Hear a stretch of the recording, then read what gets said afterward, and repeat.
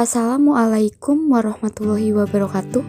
Halo teman-teman semua, perkenalkan, nama saya Mutamima, jurusan Administrasi Pendidikan semester 3 di STKIP Muhammadiyah Bogor.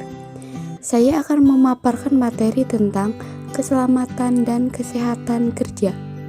Keselamatan dan kesehatan kerja adalah pengawasan terhadap orang, mesin, material, dan metode yang mencakup lingkungan kerja agar pekerja atau pegawai tidak mengalami cedera.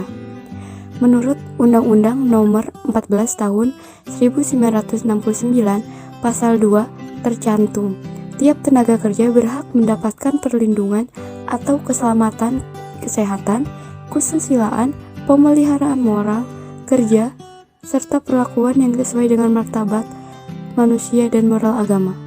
Dasar-dasar keselamatan dan kesehatan kerja. Yang pertama, setiap pekerja berhak memperoleh jaminan atas keselamatan kerja agar terhindar dari kecelakaan. Yang kedua, setiap orang yang berada di tempat kerja harus dijamin keselamatannya. Yang ketiga, tempat pekerjaan dijamin selalu dalam keadaan aman.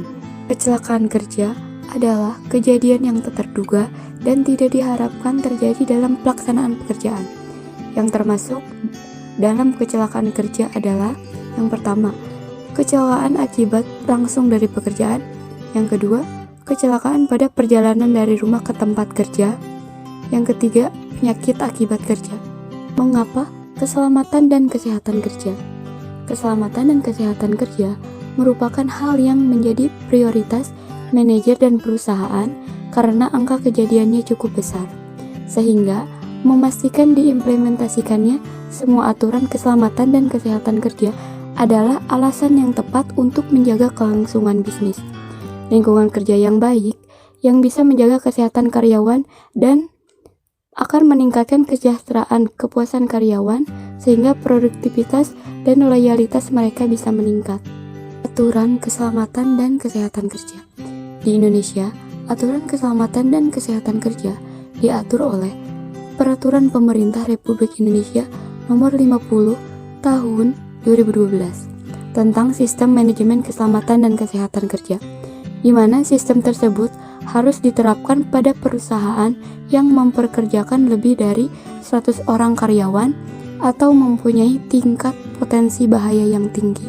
Peranan perusahaan dan karyawan dalam keselamatan kerja. Perusahaan harus melindungi semua pihak yang berhubungan dengan perusahaan, seperti pelanggan, pengunjung, bahkan orang yang lewat. Walaupun menyangkut banyak pihak, dalam prakteknya tanggung jawab pelaksanaan keselamatan dan kesehatan kerja ada di bawah tanggung jawab perusahaan. Perusahaan memiliki kewajiban hukum untuk memastikan kesehatan, keselamatan, dan kesejahteraan di tempat kerja karyawan.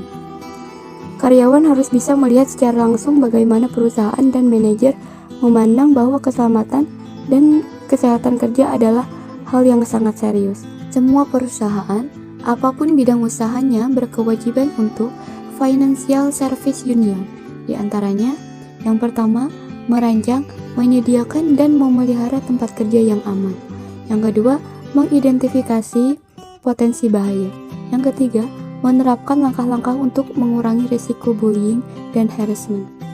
Yang keempat, menyediakan fasilitas pertolongan pertama yang memadai. Yang kelima, mengatur rencana kontingensi untuk mengatasi hal darurat. Yang keenam, memastikan fasilitas memenuhi standar kesehatan, keselamatan, dan kesejahteraan.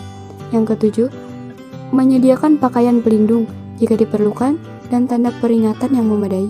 Sebab-sebab timbulnya kecelakaan kerja. Yang pertama, karena faktor lingkungan. Yang kedua, faktor manusia. Yang ketiga, faktor mesin atau alat.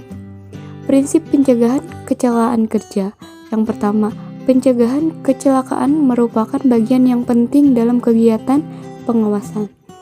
Yang kedua, perlu adanya kerjasama antar semua pihak. Yang ketiga, adanya bimbingan dari manajemen. Yang keempat, manajemen menetapkan kebijakan pelaksanaan keselamatan kerja. Yang kelima, metode kerja yang mengandung manual keselamatan kerja harus diterapkan. Tindakan pencegahan kecelakaan kerja. Yang pertama, teknik. Tindakan pertama adalah melengkapi semua mesin-mesin dengan alat-alat pencegah kecelakaan. Yang kedua, kemudian perlu diberikan pendidikan kepada para pekerja untuk menanamkan kebiasaan-kebiasaan bekerja dengan cara-cara guna mencapai pendidikan hasil safety sebesar mungkin. Yang ketiga, pelaksanaan, memberikan jaminan bahwa peraturan-peraturan pengendalian kecelakaan dijalankan. Tanggung jawab dalam keselamatan kerja.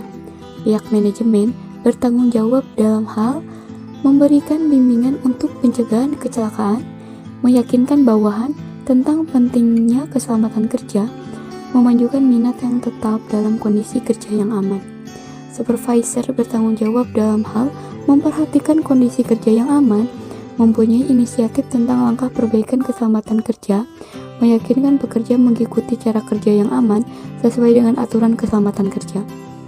Dan pekerja bertanggung jawab dalam hal kesiapan dan minat untuk mempelajari diri dengan cara kerja yang aman, mempelajari peraturan atau instruksi kerja yang mencakup keselamatan kerja, memberikan contoh cara kerja yang aman kepada rekan kerja yang baru, melaporkan dan menghentikan pekerjaan secepatnya apabila terdapat kelainan mungkin menimbulkan mara bahaya.